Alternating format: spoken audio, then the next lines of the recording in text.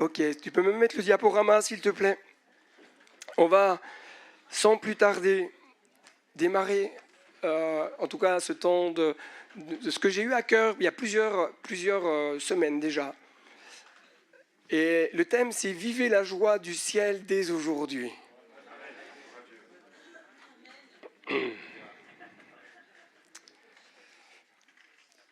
Nous sommes l'avant-dernier temps de célébration de l'année. Il nous en reste un. Et pour cet avant-dernier temps, j'aimerais vraiment vous encourager. Ok, bon. Je vais faire un autre message du coup. Je voudrais vraiment vous encourager à quoi? À vivre pleinement la joie du ciel. Je ne sais pas si vous applaudissez pour que je m'en aille ou pour que je continue. Je ne sais pas d'ailleurs si vous prenez la notion, la conscience de ce que c'est de véritablement vivre la joie du ciel. L'apôtre Paul va écrire à l'église de Philippe. J'essaie de remettre en route le truc. Non, ça veut dire que si, voilà, faut remasculer là-bas, s'il vous plaît.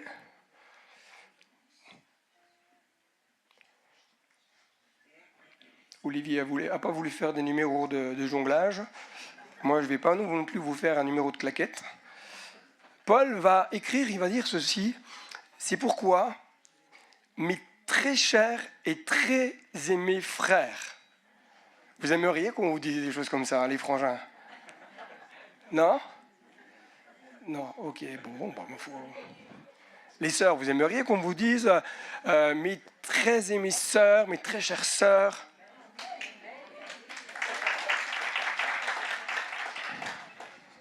On n'est pas très bons, les frangins, là.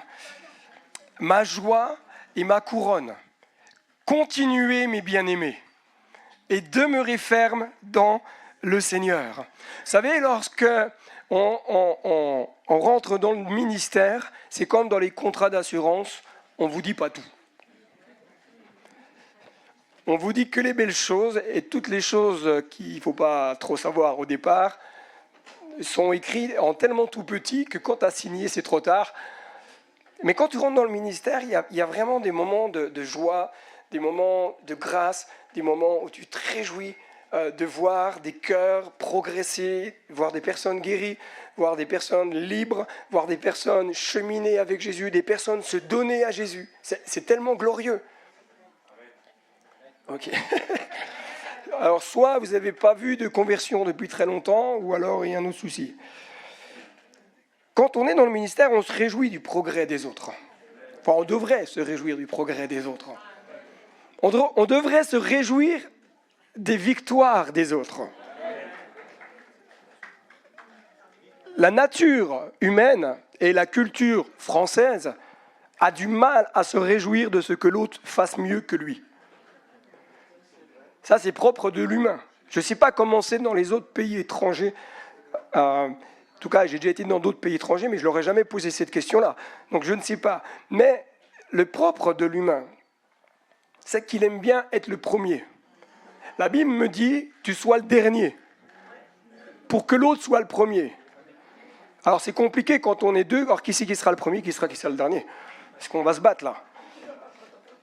Mais je me suis posé la question en me disant, mais est-ce que nous savons encore, au XXIe siècle, fin 2024, est-ce que nous savons accueillir ce que Dieu fait dans les vies?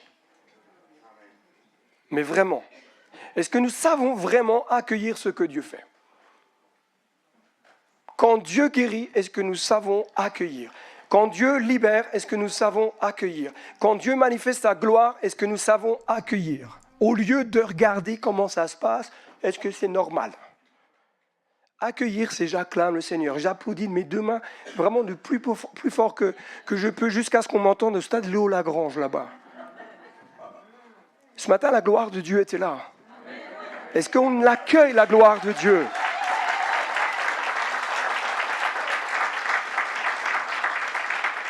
nous devons, nous Français, Françaises, réapprendre à vivre la vie de Dieu comme un enfant. Laissez les traditions de côté, vos formalismes religieux de côté, et commencez à apprendre à vous réjouir de ce que Dieu fait. Ce n'est pas une réjouissance intérieure.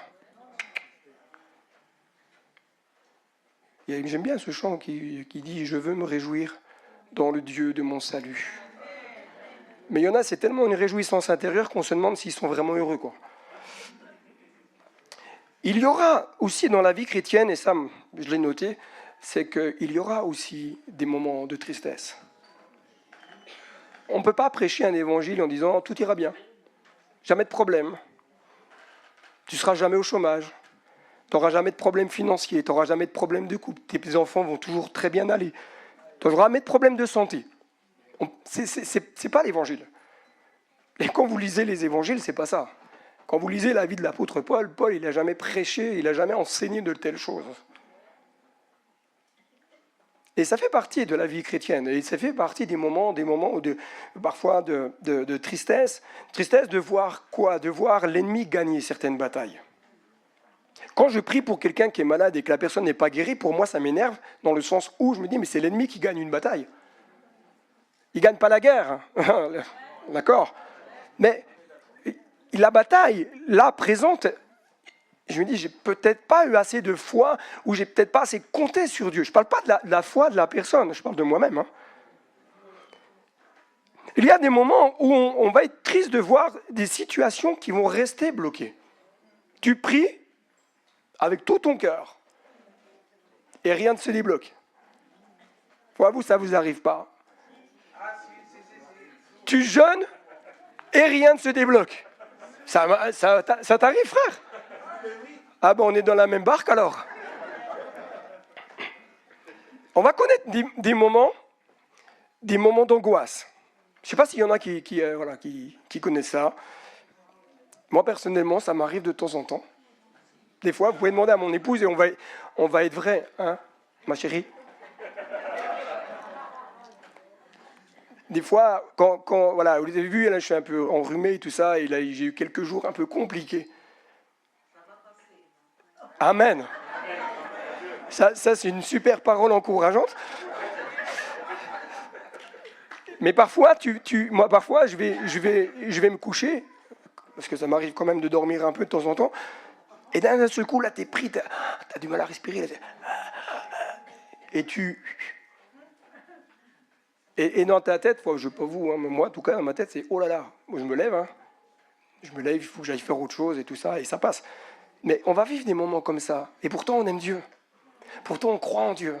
Pourtant, on croit en un Dieu de miracle, on croit en un Dieu de guérison, on croit en un Dieu de délivrance. Et malgré tout, tu es dans une barque et ça tangue. Paul va dire à ses croyants de Philippe, et j'ai pris une version qui n'est pas la Louis II, mes très chers frères et très bien-aimés frères, très bien-aimées sœurs, bien entendu, ma joie est ma couronne. Paul, quelque part, il va se réjouir. Il se réjouissait de voir des hommes et des femmes de foi marcher avec Dieu, qui allaient être sa couronne dans la gloire. Quand on est dans le ministère, on enfante des enfants dans la foi. Et moi, je veux m'associer à Paul en vous disant, mais je ne vais pas faire comme un certain chanteur, hein, mes bien chers frères, mes bien chères sœurs, c'est pas la même chose, mais vous êtes notre joie et notre couronne. Vous ne nous appartenez pas, c'est pas ce que je suis en train de dire. Vous appartenez à Dieu. Mais vous êtes notre joie et notre couronne pour tous les progrès que vous faites. Pour tout le cheminement que vous avez fait en 2024. Bon, ok, il y a des fois, vous avez fait des sorties de route. Ok. Des fois, vous avez pris des chemins qui étaient un peu tortueux quand même. Hein, mais le Seigneur fait grâce. Mais savons-nous nous réjouir avec notre frère, avec notre sœur qui est assis à côté de nous? Alors quand c'est ton mari ou ta femme, bon, ça va. Mais si tu regardes autour de toi, il y a peut-être des frères et des sœurs que tu connais peut-être même pas. Mais est-ce que tu es prêt à te réjouir avec lui ou avec elle? Tu sais, tu l'invites après à manger, tu verras, ça va bien aller. Est-ce que nous savons louer Jésus? Est-ce que nous savons vraiment louer Jésus, le roi de gloire? Quand tu loues, c'est qui que tu loues? Un petit Jésus ou un grand Jésus? Ah ouais? D'accord, ok. C'est-à-dire que maintenant, quand vous allez louer à 2000%, quoi. Moi, la question que je me suis posée, je me dis, mais est-ce que nous ne voyons pas trop parfois la louange comme quelque chose de très individualiste? C'est ma louange, c'est moi. Mais quand je viens à l'église, moi je loue avec les frères et sœurs. Je loue avec celui qui est assis à côté de moi, même s'il chante faux. Surtout quand il chante faux. Je loue avec la personne qui est à côté de moi, même si elle loue différemment. Parce que si vous ne savez pas louer avec votre voisin ici-bas, comment vous allez faire quand vous allez être au ciel? Vous allez dire, ah mais moi je ne vais pas dans cette partie du ciel, je vais dans une autre. Nous sommes appelés, non pas à avoir une louange individualiste, mais une louange collective. Je crois personnellement que ici-bas, nous ne louerons jamais assez Jésus. Nous n'adorerons jamais assez Jésus. Si quelqu'un un jour t'a dit, tu loues trop, tu adores trop, eh bien loue encore plus et adore encore plus. Moi, je veux être comme le roi David. Vous voulez que je danse, c'est ça? Non. Je vous épargne ce spectacle. Mais je veux être comme le roi David, avoir une louange extravagante. Ça ne veut pas dire, quand on fait une louange extravagante, qu'on fait n'importe quoi. Mais ça veut dire qu'on lâche tout. On ne s'occupe plus de savoir si on nous regarde. On ne s'occupe pas de savoir, ah, je lève les mains, qu'est-ce qu'il va dire le voisin? Ah, je me mets à genoux, qu'est-ce qu'ils vont dire après? Si tu es dans l'église, c'est pour Jésus. Ce n'est pas pour le pasteur, ce n'est pas pour les frères et sœurs. Loue, adore. Et si quelqu'un vient te dire, ah, mais tu sais, il ne faut pas trop louer. Eh bien, non, mais tu lui dis, mais tu n'as rien compris. Comment tu vas faire au ciel? Il faut que de la louange et de l'adoration. Si tu n'es pas capable déjà de louer sur terre, comment tu vas faire au ciel? Loue, adore. Mais loue pas dans ta moustache. Et une louange extravagante, lâche les chevaux. Pas le tiercé, hein, c'est pas la même chose. Mais lâche les chevaux, loue, adore. Même si tu fais du bruit, même si tu tapes des mains, même si tu loues dans ta langue maternelle, loue, adore.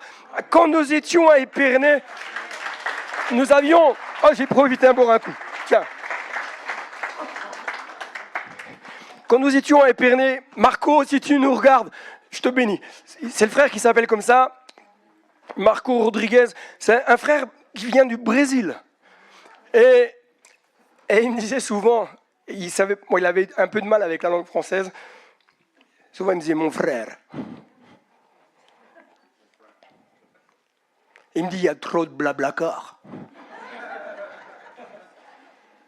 Mais ce que j'aimais chez ce frère, c'est que quand il arrivait au temps de célébration, avant que la réunion commence, il se mettait au fond, il se mettait à genoux, près d'une chaise et il priait. Il se moquait de savoir si les gens allaient regarder ou pas. Et je lui ai jamais dit, mais frère, attends, c'est pas l'heure. Adore. T'adoreras jamais assez Jésus. Tu te mettras jamais assez à genoux pour Jésus. Paul exhorte les croyants à demeurer fermes. Demeurer fermes dans le Seigneur. Dans le grec, stéko, je vous épargne le mot grec en côté, hein, je vous l'ai mis, c'est juste pour que vous voyez à quoi ça ressemble.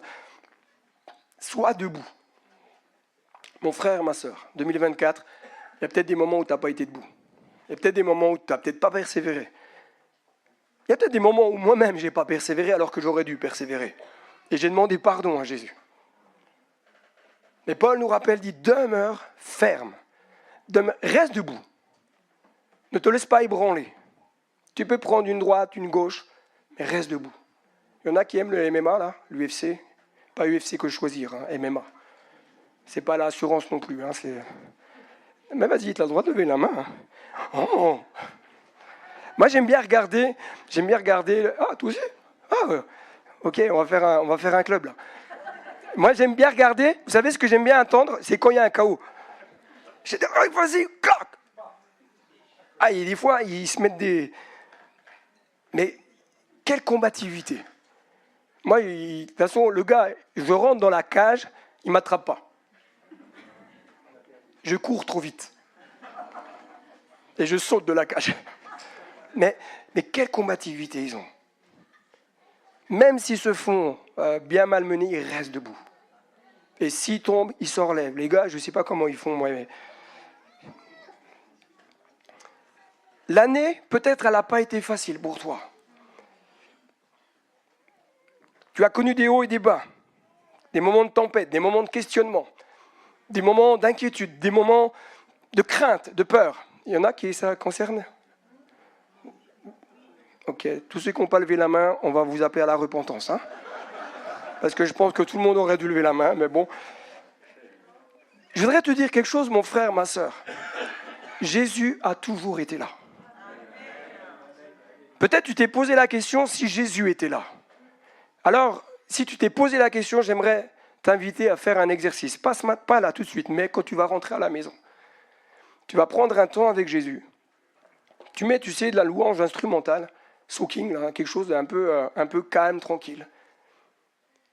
Puis tu poses la question à Jésus. Tu dis, Jésus, tu étais où quand je suis passé par telle situation? Où est-ce que tu étais quand je suis passé par telle épreuve? Et ensuite, tu laisses le Saint-Esprit te montrer où était Jésus à ce moment-là. Jésus a toujours été là. Parce qu'il l'a dit dans sa parole, qu'il serait avec nous tous les jours, jusqu'à la fin du monde. Même s'il nous semble parfois absent, Jésus est là.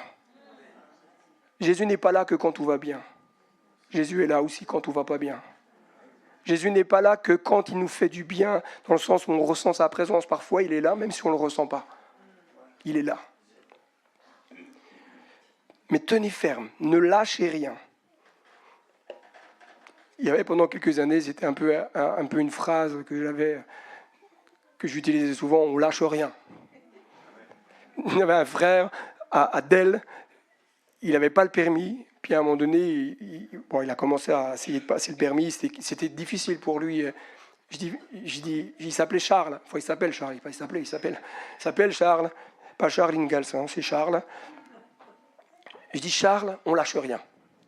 On prie. On continue. On passait une semaine, on revenait à la réunion de prière. Il demandait est-ce qu'on prie pour le permis. Je dis, Charles, on lâche rien. On prie. Et Dieu lui a donné le permis. Alléluia.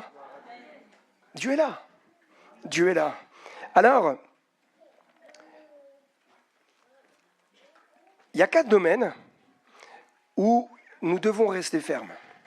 Peut-être qu'il y en aura d'autres que vous pourrez trouver, bien entendu, mais 4 domaines où il faut rester ferme. Tout d'abord, être ferme dans la foi. Et c'est Paul qui en parle dans 1 Corinthiens, chapitre 16, verset 13, je vais vous le lire. Il dit, veillez, demeurez ferme dans la foi. Agissez courageusement, fortifiez-vous. Demeure ferme dans la foi. Dis à ton voisin, nous sommes appelés à être des personnes matures spirituellement. Bon, ça fait une grande phrase. Hein. Dis à ton voisin, tu es appelé à être mature spirituellement. Vous savez, le drame dans les églises, de manière générale, c'est qu'il y a une grande immaturité au milieu du monde chrétien. À force de donner du petit lait, les gens sont plus matures. À force de tout mâcher, les gens, ils n'ont plus de dents. Hein. Si on donne que de la bouillie à un enfant, il y a un problème. Et nous ne sommes pas appelés à manger que de la bouillie, que du lait, appelés à manger de la consistance, des choses qui nous amènent en maturité. Parce que quand tu rentres en maturité, tu rentres dans ce que Dieu a prévu pour toi. Et quand tu rentres dans ce que Dieu a prévu pour toi, la gloire de Dieu se manifeste à travers toi. Et si la gloire ne se manifeste pas à travers toi, c'est peut-être que tu n'es pas encore mature. Là, vous êtes contents. Nous sommes appelés à être donc des personnes matures, non des hommes et des femmes ballottés de droite et de gauche. C'est pas normal que tu sois ébranlé au moindre vent de doctrine qui court par-ci. Ah là là, ça y est. Tu dois être mature, capable de questionner Dieu, dire Saint-Esprit, là, je comprends pas, mais moi je te questionne toi parce que toi tu sais mieux que quiconque. Et tu m'éclaires. Nous sommes appelés à être des personnes. Pourquoi ça, Larsen Je ne sais pas si je peux dire, du coup.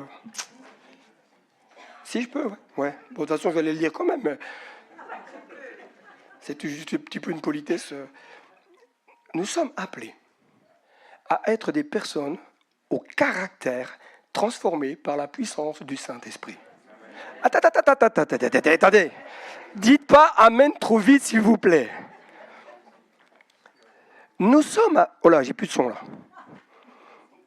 Oui, mais vous en face. Mais moi, là, si je ne m'entends pas devant, je vais crier. Merci. Nous sommes appelés à être des personnes au caractère transformé par la puissance du Saint-Esprit. What is the question number one? As-tu un caractère transformé par la puissance du Saint-Esprit? Moi, je suis en chantier. Vous, je ne sais pas. Moi, je suis en chantier. Le caractère se transforme journellement. On ne peut pas dire qu'on a le caractère transformé, ça y est, on va dans la gloire, on est les hommes parfaits, etc. Non, on est transformé de gloire en gloire. Mais, écoutez bien ceci, si ton caractère n'est pas transformé, les actions de Dieu ne peuvent pas aboutir dans ta vie. Parce que ton caractère va mettre un frein à l'action de l'esprit. Si. Je refuse ces paroles.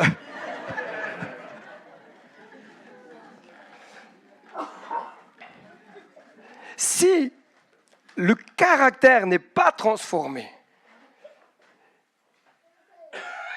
tu ne peux pas porter le fruit escompté dans ta vie.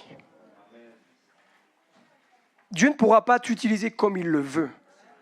Ça ne veut pas dire que tu n'as pas reçu, mais ça va être limité. Il est important qu'en 2025, notre caractère soit différent que 2024. Paul va dire « Veillez ». Veillez parce que l'ennemi rôde. Il va chercher à voler votre héritage. Il va chercher à voler ta santé. Il va chercher à voler ton couple. Il va chercher à voler tes enfants. Il va chercher à voler ton fiancé, ta fiancée. Il va chercher à voler tes finances. Bon, si tu as plus 5 millions sur ton compte, ça va. Mais veillez. Paul continue en disant, mais demeurez ferme dans la foi. Nous ne pouvons ni ne devons faire de compromis. Nous devons être fermes. Fermes dans la foi. Il y a la foi qui mène au salut. Ok, on est d'accord là? Il y a la foi qui te permet de saisir une bénédiction, une délivrance, une guérison. Mais il y a cette foi qui t'amène aussi à être ferme dans les promesses. Parce que le diable rôde, il va chercher à te ravir et t'amener sur un terrain d'incrédulité. Parce qu'il sait que si tu es dans l'incrédulité, tu ne pourras pas saisir ce que Dieu a prévu. Remarquez que quand on parle de guérison, quand on parle de délivrance, presque systématiquement dans notre esprit, dans notre tête, ah non mais de toute façon, c'est pas possible. Ou alors c'est pour les autres. Ou alors c'est pour demain. Ou alors t'es pas assez parfait. T'as trop péché. T'es pas baptisé d'eau. T'as pas le droit à la guérison. J'ai entendu un témoignage cette nuit. Oui, ça arrive des fois que je dors pas. Un pasteur allemand. Pasteur allemand qui pensait. Pasteur allemand qui c'est pas parce qu'il est allemand qu'il est pas bien. Mais dans sa théologie, il pensait que pour être guéri, il fallait être converti. Vous imaginez les mensonges parfois auxquels on peut croire? Et gloire à Dieu. Le Saint-Esprit est venu éclairer. Maintenant, il croit que Dieu guérit même les personnes qui ne sont pas encore nées de nouveau. Il est important, frères et sœurs, que nous puissions demeurer fermes. Ne vous laissez pas gagner par le doute. Ne vous laissez pas gagner par des paroles contraires. Même les paroles contraires, des fois, ce n'est pas forcément les démons. Les paroles contraires, parfois, ce sont des personnes qui sont autour de vous dans la même église. Ça arrive parfois. Mais intérieurement, on dit non, je rejette, je refuse, j'annule. C'est pas je bloque ces paroles. C'est pas comme la même émission. Là, c'est j'annule les paroles. Parce que si tu n'annules pas les paroles que tu entends, les paroles qui ont été prononcées auront un impact dans ton âme, et dans ton corps, et dans ton être spirituel. Rappelez-vous ce que dit le livre des Proverbes. Vous avez pouvoir de vie ou de mort par la même bouche, par les mêmes paroles que vous allez prononcer. Agissez courageusement. Il y en a qui ont... Qui est-ce qui a du courage?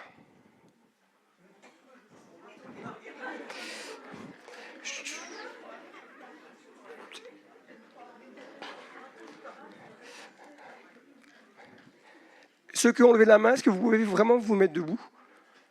Ceux qui ont du courage. Le courage de se mettre debout. Oui, applaudissez-les.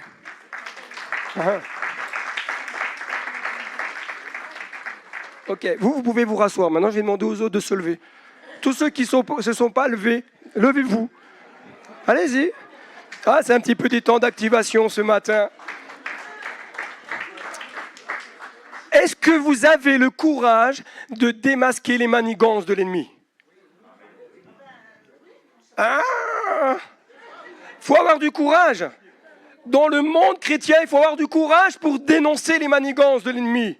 Il faut avoir du courage pour dire c'est pas bien mon frère de critiquer. C'est pas bien mon frère de jalouser. Vous avez vu, je dis pas ma sœur, c'est que les frangins qui ont des problèmes là. Regarde bien ceci, vous pouvez vous rasseoir. Il faut avoir du courage pour débusquer les manigances de l'ennemi. Il faut avoir du courage pour ne pas laisser l'ennemi nous maintenir dans la crainte de l'homme et la peur. Il faut avoir du courage pour prendre autorité et briser les œuvres de l'ennemi. Parce que c'est facile de dire « mais c'est au pasteur ça qu'il faut faire ». Moi, je le fais personnellement.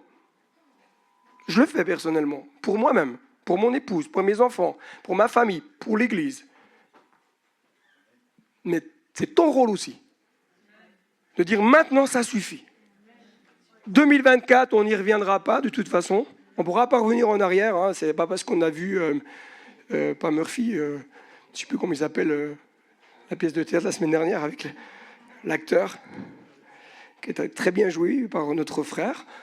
Il y avait une ressemblance assez extraordinaire d'ailleurs. On ne peut pas revenir en arrière. Par contre, je peux décider demain de dire maintenant c'est fini. Maintenant, c'est fini. Moi, je refuse que dans mon église, j'entende des choses contraires. Et il faut avoir du courage pour aller dire à une personne, attends, t'es sûr de ce que tu dis là? Est-ce que c'est bien de Dieu? Est-ce que c'est bien la pensée de Dieu de dire telle chose? Est-ce que c'est bien la pensée de Dieu d'agir de telle manière? Il faut du courage. Pourquoi? Parce que si on manque de courage, l'ennemi prend sa place. Et l'œuvre de Dieu est arrêtée. Fortifiez-vous. Paul va encourager les croyants à augmenter en force. Si vous n'avez pas d'abonnement en salle de sport, c'est le moment d'y aller. J'aimerais te dire ceci, mon frère, ma soeur, écoute bien. c'est dans la présence de Jésus que tu seras plus fort. Ce n'est pas en appliquant des lois, des règles, des trucs, des machins, des bidules que tu seras plus fort. Le légalisme a toujours affaibli les croyants et ne les a jamais rendus forts.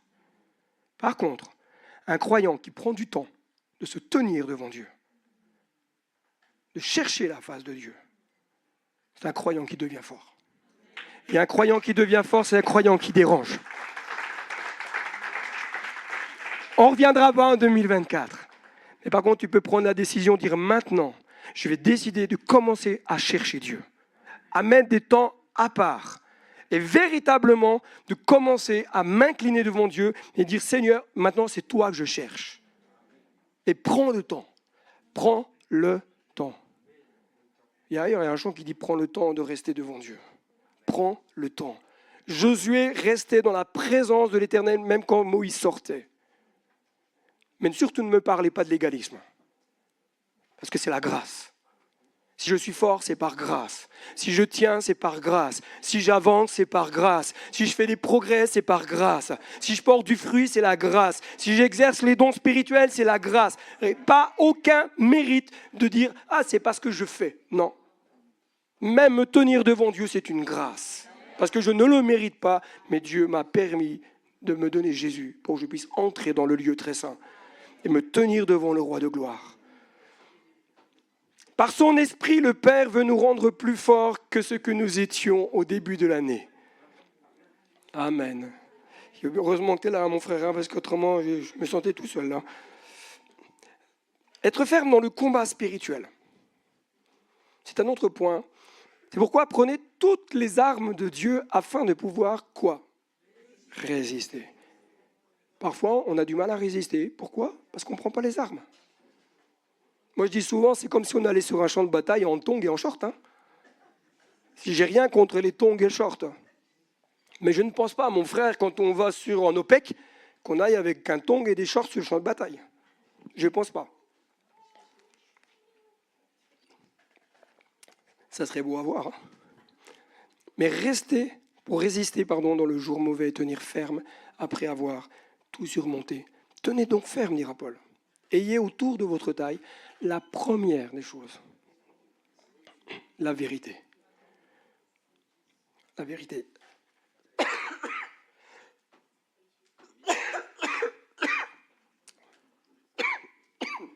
C'est pause. Alléluia. Ça sera comme ça l'enlèvement, frères et sœurs. On ne s'attend à rien. Et puis, qu'est-ce qui se passe ? Eh bien, le Seigneur, par un clignement de paupières, reviendra. Amen. Alléluia.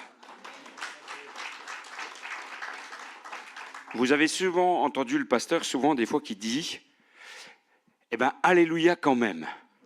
Vous vous rappelez de ça ? Enfin, vous vous rappelez, parce qu'il le dit encore. Je vais vous raconter l'histoire qui est liée à cette boutade, qui en fait n'en est pas une. C'était dans les années 50, dans une église, il y avait un frère qui était originaire d'Italie. Et puis, ce frère, il était débordant d'enthousiasme pour Dieu. Et puis, chaque fois que Dieu faisait quelque chose, il disait « Alléluia !» comme ça, de manière tonitruante. Et puis, on parlait tout à l'heure du formalisme religieux. Puis il y a des personnes qui disent « Oh là là, vous avez vu là, je ne sais pas comment il s'appelait, Marco, Julio, je ne sais pas quoi. Vous avez vu comment il est exubérant quand Dieu agit? Vous vous rendez compte ?» Et puis ils sont allés trouver le pasteur. Puis on dit « Pasteur, notre frère là, il est très gentil et tout, mais il est tellement exubérant. Et puis comme Dieu agit tout le temps, il est tout le temps en train de dire « Alléluia !» Et puis le pasteur est allé le voir. Et puis il lui a dit « Eh bien écoute, si pendant 15 jours, tu ne dis pas d'une manière tonitruante « Alléluia !» eh bien, je t'offrirai, parce que c'était un frère qui était très très pauvre, je t'offrirai une paire de chaussures. Une paire de chaussures pour l'hiver, parce qu'il n'avait pas de chaussures. Il lui a dit ça. Et puis alors, il lui dit, est-ce que tu es d'accord? Puis il dit, ben oui. Ça lui faisait de la peine, mais il disait, je vais le faire. Et puis, une semaine arrivait, et puis il voyait la gloire de Dieu, ce frère. Puis à chaque fois, il était là, il se retenait, il a envie de crier Alléluia. Et puis il était là, waouh, j'ai réussi à me retenir. Pendant une semaine, il faisait comme ça. Et puis 2 semaines, ça devenait de plus en plus dur, comme une envie de chocolat à Nouvel An. Et puis, ce frère, il résistait encore. Et puis, la 3e semaine, encore plus dur, mais il résistait chaque fois que Dieu agissait. Et puis, la dernière semaine, il ne pouvait pas se contenir de voir Dieu agir. Et il était émerveillé par Dieu. Et puis, à la fin, il y avait une manifestation de Dieu. Et puis, il disait, Alléluia quand même. Et puis, tant pis pour les chaussures. Amen. C'est bon? Bon, heureusement que moi j'ai des chaussures pour pouvoir sortir. Hein. Merci Olivier. Maintenant, il faut prévoir, on ne sait jamais quand c'est des moments comme ça. Je crois que ce n'est pas toujours facile de faire face au combat. Pas toujours facile. Des fois, on ne s'y prend pas forcément de la bonne manière. Et parfois, on ne sait pas trop non plus qu'est-ce qui se passe. Et comme on ne sait pas comment ça se passe, on essaye de se débattre avec notre couteau suisse. Et puis, on essaye de se dire, allez, j'espère que je vais pouvoir m'en tirer. Mais notre victoire va dépendre de notre fermeté dans la foi.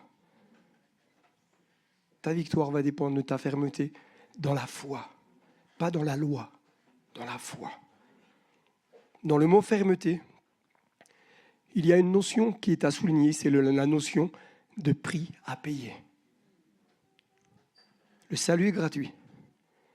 Les bénédictions sont gratuites. Les dons de l'esprit sont gratuits. Le réveil a un prix. Il y a moins d'amen là. Je m'en doutais. Pour vivre certaines victoires, il nous faut nous arrêter dans le rythme effréné de la vie. Arrête-toi dans tes études parfois. Je ne dis pas arrête tes études, c'est pas ça. Hein. Mais arrête, il y a un moment donné, fais pause et commence à réfléchir pour comprendre comment Dieu veut que tu combattes. Arrête dans ton travail. Arrête dans tes activités extra. Fais pause. Dis Seigneur, comment il faut que je combatte? Est-ce que je ne m'épuise pas au point que je perds certaines batailles? Veillons à ne pas combattre, écoutez bien ceci, c'est important, ni dans la mauvaise direction, ni contre les personnes que Dieu utilise. Ça, c'est très français. Quand on ne comprend pas, on critique. Quand on ne comprend pas, on juge. Quand on ne comprend pas, on dit que ce n'est pas Dieu. Ça, c'est très français. J'ai appris à dire, Seigneur, je ne comprends pas, mais je te cherche toi pour mieux comprendre.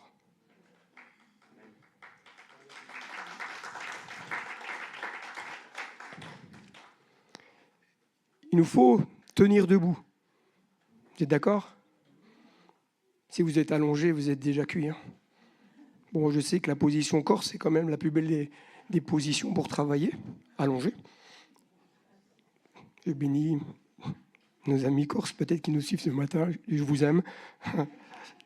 C'est une position de vainqueur quand on est debout. Regardez quand Étienne va être lapidé. Jésus était debout pour accueillir son serviteur. Ok. Lorsque Dieu se lève, l'ennemi fuit. Dieu se lève devant des héros, des hommes et des femmes qui sont prêts à payer le prix pour vivre le réveil. Il y en a qui veulent vivre le réveil? Si je me fie aux mains levées, j'ai peur qu'on vive le réveil au XXIIIe siècle. Malheureusement, on sera déjà dans la gloire. Dieu se lève pour des hommes et des femmes qui intercèdent pour l'avancement du royaume de Dieu. Une église qui n'a pas d'intercesseurs et d'intercesseuses,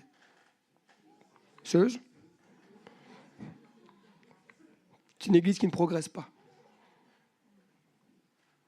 Et je bénis Dieu pour les intercesseurs et les intercesseuses. Ceux qui sont dans l'ombre, ceux qui ne font pas de bruit, mais qui sont là et qui intercèdent. Le prix, c'est la mise à part. Le prix, c'est le lieu secret. Le prix, c'est tu laisses certaines choses pour dire maintenant je vais prendre du temps. Oui, j'avais poney aquatique, je laisse mon poney, je laisse les aquatiques et je vais chercher Dieu. Le prix, c'est j'avais prévu de manger raclette, mais tant pis, je vais jeûner. Je vais chercher Dieu. Bon, tu peux jeûner demain, si tu as prévu raclette à midi. Le prix, c'est quoi? C'est la chambre haute. Le prix, c'est faire face à l'opposition spirituelle. Le prix, c'est faire face à tous ceux qui vous disent « mais ça, c'est pas Dieu ». Le prix, c'est faire face à tous ceux qui vous critiquent, à tous ceux qui disent « ouais, mais attends, t'en fais trop, t'en fais ceci, t'en fais cela ». Le prix, c'est aller contre l'état d'esprit du monde. Le prix, c'est aller à contre-courant de l'état d'esprit du monde. Le prix, c'est renoncer à tout ce qui nous éloigne de Dieu. Le prix, c'est se tenir là dans l'intimité.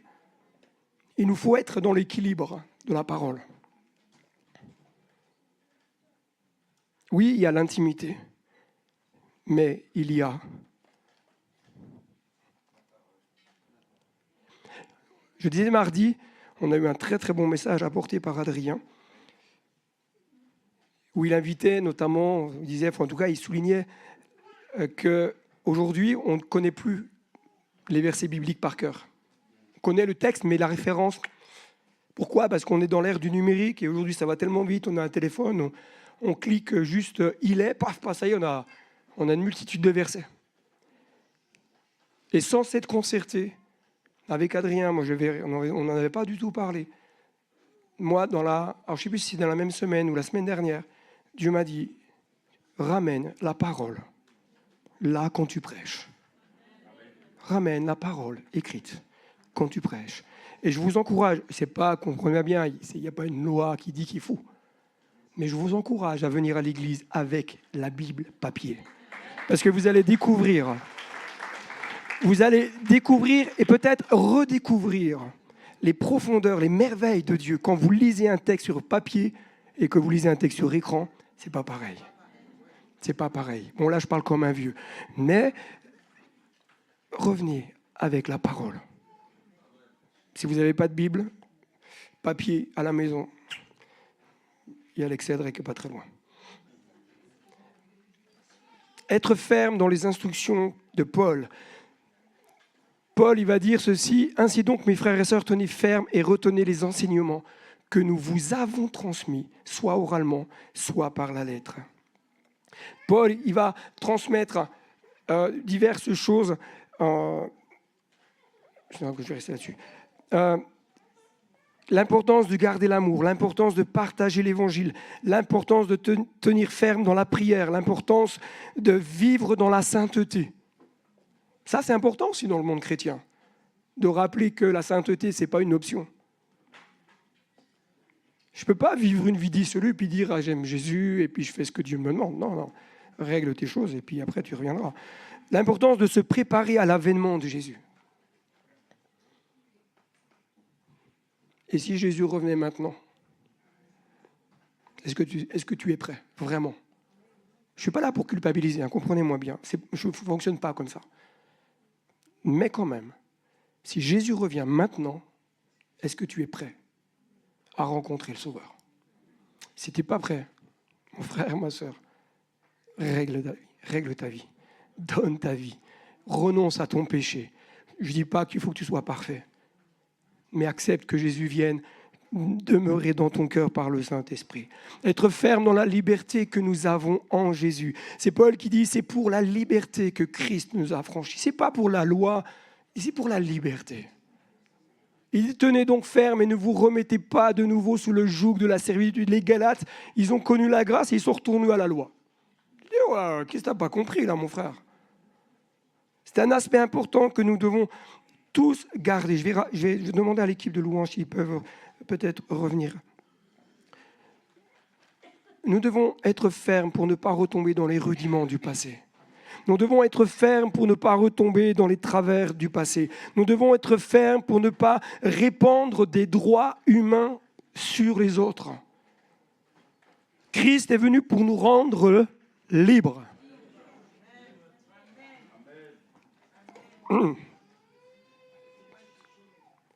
C'est pourquoi tenez bon. Vous savez, quand vous lisez la Bible, vous allez voir que la place de l'ennemi, elle n'est pas à l'égal de Dieu. Le diable n'a pas accès. D'accord ? Il n'a pas accès là où est Dieu. Il n'est pas légal. Il ne peut même pas être au niveau du carrelage du ciel. Il n'est pas au-dessus. La place de l'ennemi, c'est sous le talon. Jésus a vaincu, a fait de l'ennemi son marchepied.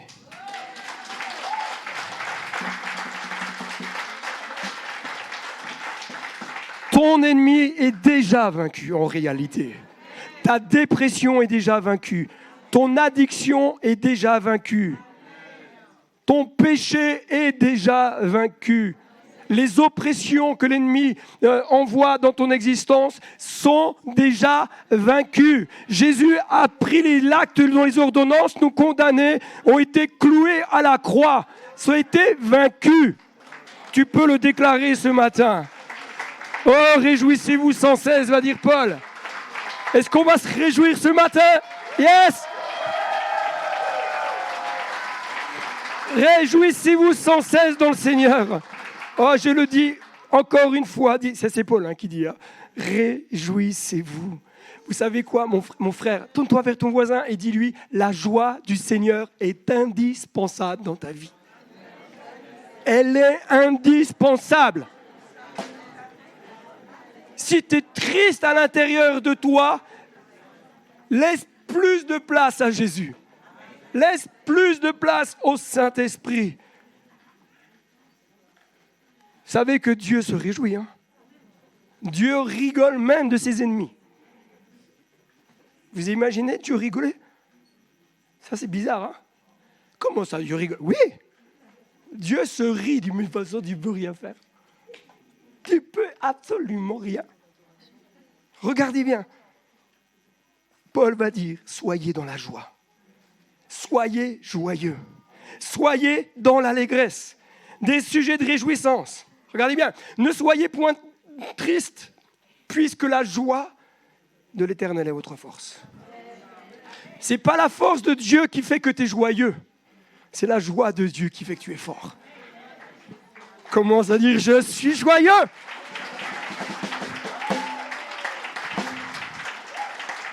Et je vais terminer là-dessus. Parce que là, je pourrais encore prêcher jusqu'à demain matin. Mais je voudrais qu'on vive, franchement, l'année 2025 avec une église hyper joyeuse. J'ai même pas dit la suite du texte. Quand Marie est venue rencontrer Élisabeth, qu'est-ce qu'a dit Élisabeth? La voix de ta salutation, alors j'ai pris une autre traduction, la voix de ta salutation a frappé mon oreille, l'enfant a tressailli d'allégresse. Littéralement, l'enfant a sauté. Yeah! Moi, je pense que quand Marie est venue voir Élisabeth faisait « Yes! C'est la mère de mon sauveur !» Mais nous, on accueille Jésus. Ouais, bon, il ne faut quand même pas en faire trop, Mais il y a la joie. Moi, je ne comprends pas. Au ciel, on dit qu'il y a de la joie. Au ciel, on dit qu'il y a des réjouissances. Et sur terre, on pleure. Que la joie du ciel vienne sur terre et nous inonde. Oh!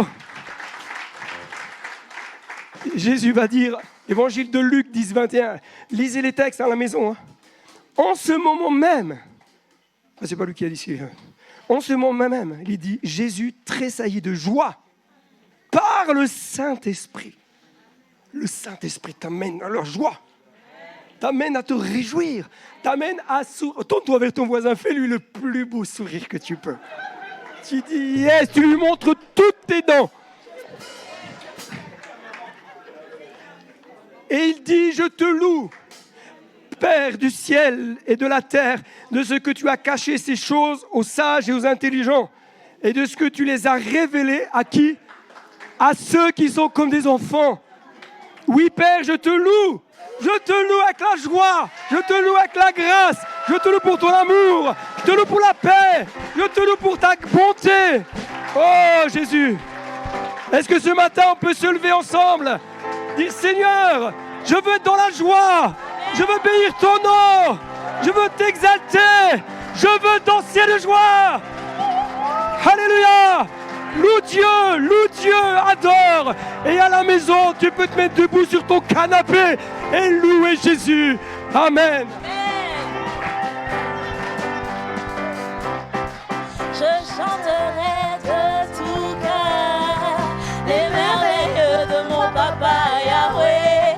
Il m'a ôté des ténèbres, il m'a délivré de tout péché. Je chanterai de tout cœur les merveilles de mon papa Yahweh.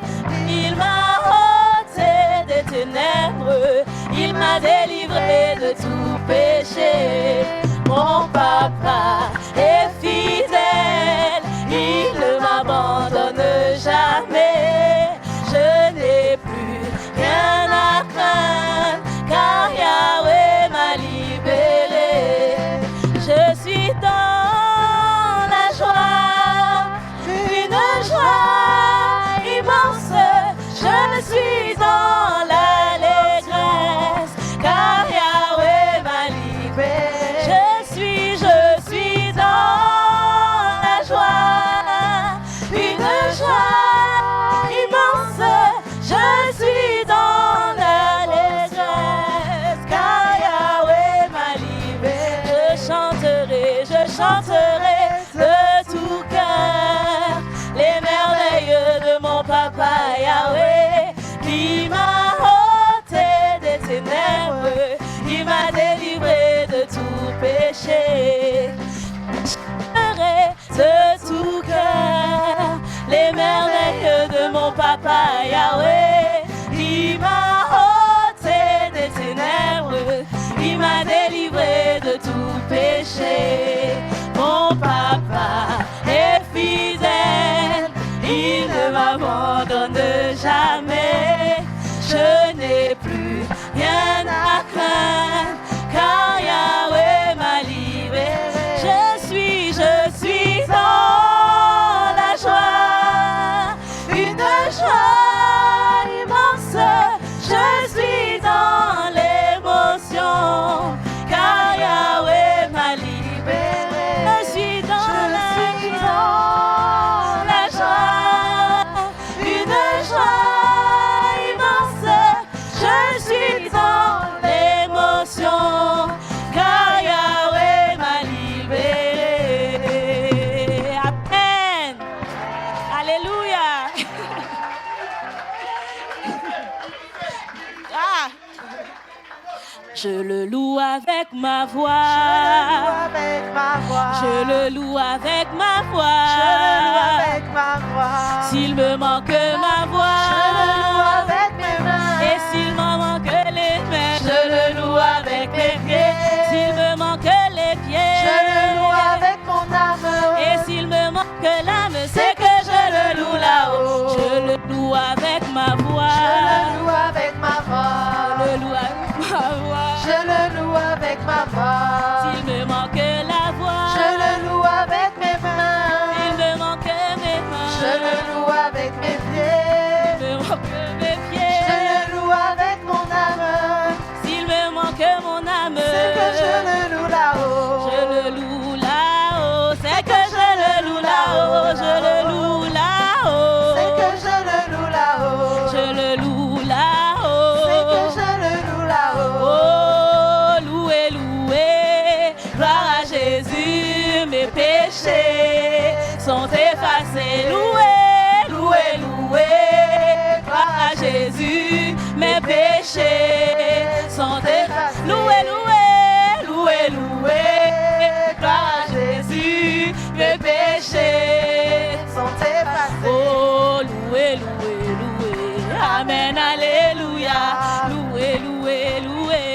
Amen, alléluia.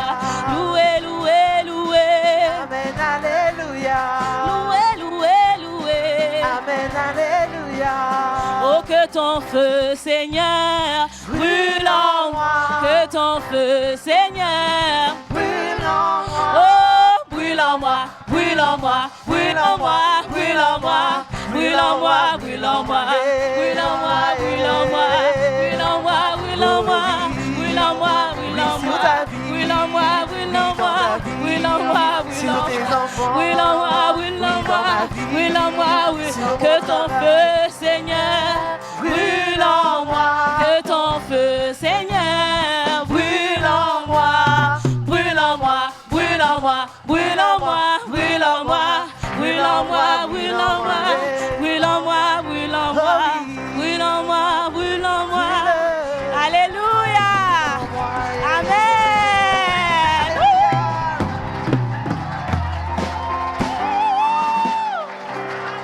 Soyez bénis. Hey.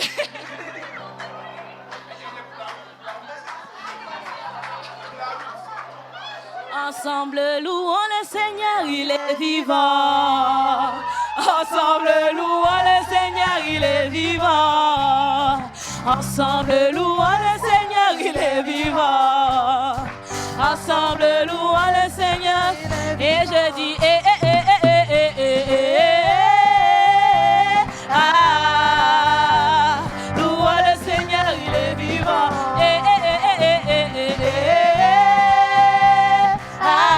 Ah, louons le Seigneur, il est vivant. Acclamons, louons le Seigneur, il est vivant. Acclamons, louons le Seigneur, il est vivant. Acclamons, louons le Seigneur, il est vivant. Acclamons, louons le Seigneur, et ça fait ah, louons le Seigneur, il est vivant. Ah, louons le Seigneur, il est vivant. Amen. Gloire à Dieu, bon dimanche. Bon dimanche, soyez bénis.